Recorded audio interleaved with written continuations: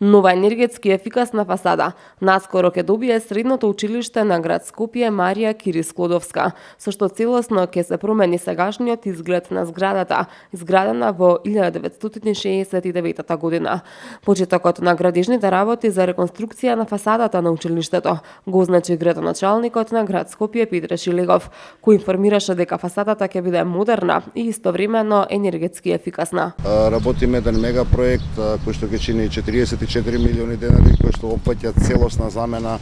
на ова стакло кое што нити е економски ефикасно, нити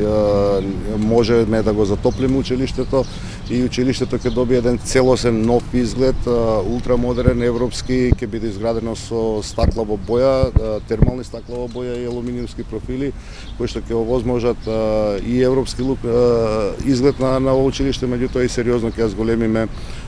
економската ефикасност, бидејќи овде ќе имаме сериозни проблеми со